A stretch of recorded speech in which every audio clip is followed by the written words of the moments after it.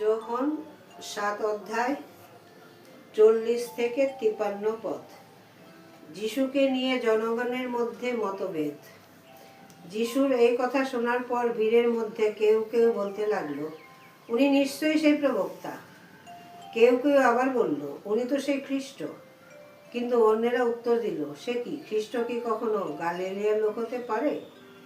শাস্ত্রে কি এই কথাই বলে না যে খ্রিস্ট হবেন দাউদের বংশধর? দাউদের আদি বাসস্থান সেই বেথলেহেম গ্রামটি থেকেই তিনি আসবেন। এইভাবে যিশুকে নিয়ে লোকদের মধ্যে একটা মতভেদ দেখা দিল। এদের মধ্যে কেউ কেউ তাকে তখন ধরে ফেলতে চাইল, কিন্তু তবুও শেষ পর্যন্ত কেউই তার গায়ে হাত দিল না।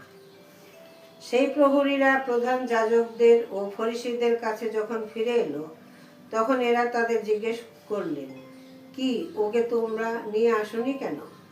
প্রহরীরা উত্তর দিল, উনি যেভাবে কথা বলেন কেউই তো কখনো সেইভাবে কথা বলেনি।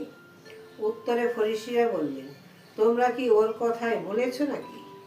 বলো, সমাজ নেতাদের মধ্যে কিংবা ফরিসীদের মধ্যে কেউ কি ওকে কখনো বিশ্বাস করেছে? কিন্তু ওই বিধান না জানা লোকগুলো অভিশপ্ত ওরা। তখন ফরিসীদেরই একজন আগে যিনি যিশুর কাছে গিয়েছিলেন, সেই নিকোদেম বলে উঠলেন, কারো বক্তব্য না শুনে সে কি করেছে তা না জেনে নিই আমরা যে তাকে দোষী সাব্যস্ত করব, আমাদের বিধান কি সেই নির্দেশই দেয়? উত্তরে তারা বললেন, আপনিও কি গালিলিয়ার লোক নাকি? একটু তলিয়ে দেখুন, তাহলেই বুঝতে পারবেন গালিলিয়া থেকে কোনো প্রবক্তাই আসেনি কখনো। এরপর যে যার বাড়ি ফিরে গেল। এই হলো প্রভুর বাণী।